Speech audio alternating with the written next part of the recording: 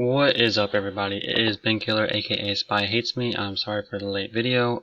I meant to do this earlier, but I lost my headset and I looked for it for an hour, and you'll never believe where it was. Exactly where I left it. So without further ado, let's go ahead and jump into this. And this is a video on how I make a Lotto Friday list. And this same concept can be used to make a weekly watch list. Just use larger time frames. So what we're going to be doing is we're using the 15-minute time frame more than anything. But for the weekly watch list, to find support resistance for a weekly watch list, you would want to use the daily time frame. Same concept applies though. So without further ado, let's go ahead and get into it. The way I like to figure out what tickers I want to use is I like to see what sectors have strength or showing strength or weakness if I want to play downside. And so if you do not know how to do that, I'm going to go over it just really quickly. I use the X's, so each sector each X is over a sector and it's an overview of how the sector is performing. So I'll go over them just really quick. We'll start with XLE, which is energy. That's things like XOM, XOM or CVX. It's things like that, and it just shows how that sector is performing. This isn't a super popular one. It's one that I keep on watch, but I don't play too often. And then we'll go to financial. That is pretty important. This is things like JPM, Bank of America, Wells Fargo, things along those lines. And then we're going to move on down to B is materials, XLB is materials.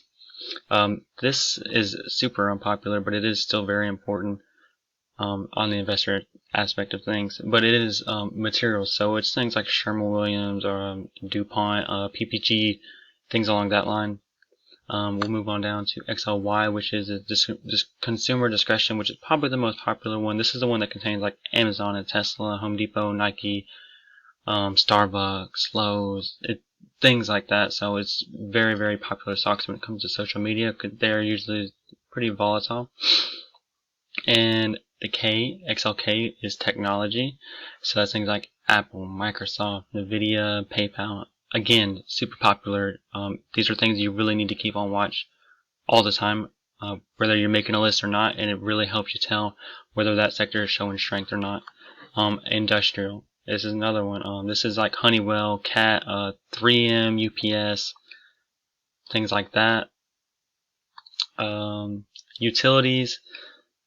Not a lot of people don't use this one, but it is things like Next Energy, I think it is, Duke Energy, Southern Company, so things like that. There's pretty important tickers when it comes to that aspect. And V is healthcare. So this one is also super popular right now because this is the one that contains like Johnson & Johnson, United Health, Moderna, CVS, Pfizer, things like that. And then XLP, which is consumer staples, that would be like Procter & Gamble, PEP, Walmart, Costco, things like that. You know, this one's also very important to watch because there's a lot of tickers that a lot of people like to play that are under this one. So when it comes to volatile plays, I like one more volatile than normal. Financials are pretty decent. JP Morgan can be pretty volatile. That's my favorite one probably, and I think I'm going to actually have that one on my watch list for Friday. I'm going to choose one out of there because I like the way that it ended today. It could show strength or weakness tomorrow. It could go either direction, but I like the way that it looks, so it should make a move whichever direction.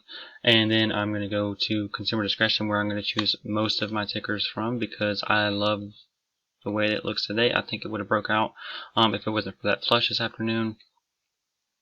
And so since I like the way it looks, I'm going to pull more tickers from the consumer discretion sector more than the other ones because I like it. And then tech, this one is it looks okay too. I'm going to pull at least one from tech, and I think it's probably going to be Nvidia. Nvidia had a decent day, I believe. And then I'm going to pull one. I like the way that XLV looked. It could keep going towards the downside, or it could bounce there. But either way, it should make a move. If it goes downside, then it could come down to here. It's a 133.5 range-ish. But it does look like in after hours that it did retract a little bit. We'll see what it does tomorrow. I'm not a fortune teller. So yeah, so that's what I do. That's my first step. And I look at these in the daily time frame. You can kind of get you can kind of get an idea of which direction the trend is going, looking at a daily time frame, and kind of get an idea of what sentiment it's going to put out, whether it's bearish or bullish for the next day or the next week per se. I mean, if you're looking for the weekly watch list, you can really go in depth and see how it looks for the coming week. Alright, so from there I like to chart my 15 minutes out on Thinkorswim, because that is where I draw my support and resistance. And this is what I use to trade on. So when I draw the support and resistance line, I don't want to do it twice. So rather than do it in my charting software, which I do love, TrendSpider, I do it here so I can go ahead and set alerts while I do it at the same time. Alright, so I already have my 6. So the first one I chose was Home Depot. And so I'll just go through a quick overview of how I choose support and resistance, and I can give a quick explanation. When it comes to technical analysis, especially if you're new, even if you're not new, it is very subjective. You can see something that somebody else doesn't see, and just because they've been doing it longer than you doesn't mean that they're right.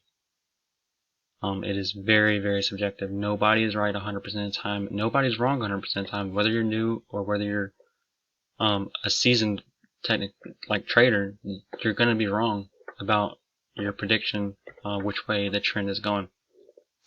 But what I would like to tell people when they start drawing trend lines is look for confluence. And what I mean by that is when more than 2 or 3 candlesticks meet a trend line, that's not a coincidence.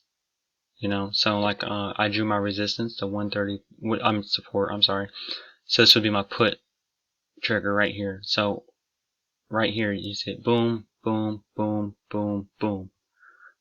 I chose the latter 3 right there to put an exact penny amount on it, but 130.5 or 131 would work just as well for a put trigger.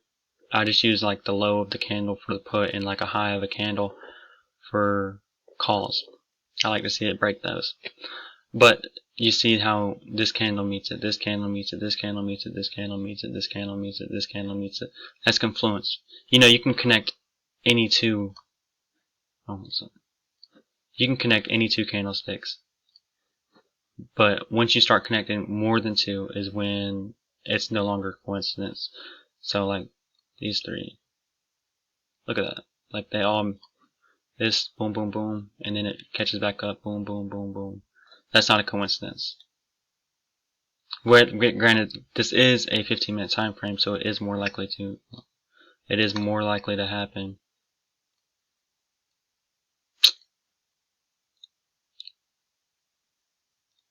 Sorry, this annoys me. Whatever. Anyways, so we'll go on to the next one, and I'll kind of do the same thing again. The next one is a fan favorite, Tesla. It's you can't always count on it for a good Lotto Friday. Anything can have an inside day, and if it has an inside day, then 99% of chance it's not going to trigger for you. If it does, it's going to be a very quick scalp, or it's going to be you losing money.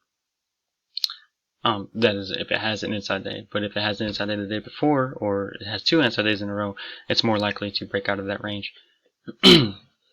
I liked what Tesla did today, and so I am going to put it on my, not today, I liked what it did this week, I should say. I'm looking at the 5-day 15-minute. I didn't say that already. I am looking at the 5-day 15-minute. I like to find trends within the week and use them for Friday. So I like what it did. I do think that this is at a very important level right here, and this should be a target, but it should not be a trigger. I feel once it hits that, it might slow down, and you will. This is a lot. This is $10 of profit that you can scalp, or you can swing. Well, probably not swing, because it might not go back below 740. So I'm gonna I use psych numbers sometimes, and depending on what the ticker is, and you can kind of use your best judgment.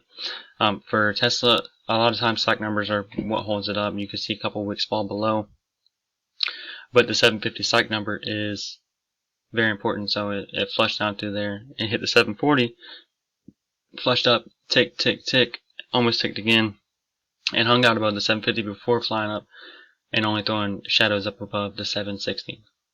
So I think the 760 is important as well. I think once it breaks that, again, then you can probably see a retest of the 765, and then so on and so forth.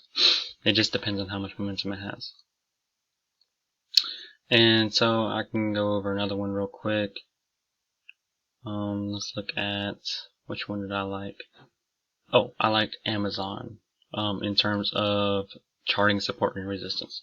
So I'll go quickly over how I chose the support and the resistance for this one. The resistance it's kind of easy. You can look at it without anything. You can see it came up above it right here and didn't do anything, but once it fell back, right, so I'll throw up another. Once it fell back below this point right here, tested it, bounce. Alright, there, came up, retested the wick, flushed, tested again here, came back down, and once it finally moved back, boom, boom, and then look, it bounced again, and bounced again, bounce, finally fell back below it, and looks like it might head to 34.75. I'm probably not seeing how it does still have a gap to fill. That was kind of like an afternoon flush type thing this afternoon. But you kind of can get what I'm saying when it comes to looking at support and resistance. Look at the confluence. So see how they all hit it, and then this one hits it, and this one hits it, and this one hits it. So this was a resistance before it made it over, and then this resistance turned into support. And then this support then once again turned into resistance. And the same thing down here. This was support right here. And then it fell down below it, retested it, turned into resistance. It wasn't until it came up and then finally broke it again that it went above. And so and then turned into support. I guess I can go over real quick on how I identify trends that I like when it comes to wanting to play them. This would be, I guess, Moderna would be a good one. Moderna is just non-stop up. I was actually kind of bearish on this when it comes to the beginning of the month. So Moderna came out right here, and I believe that it still probably has more upside, and it probably will continue on into tomorrow and pretty close to today's high. But overall, you can just look at it, and it is pretty bullish. Where is it? So I like these right here. Yeah, it's not perfect, but this type of formation right here until it meets this top trend line, and then if it breaks that, then there's even more upside to it. So, I think that, and let's see.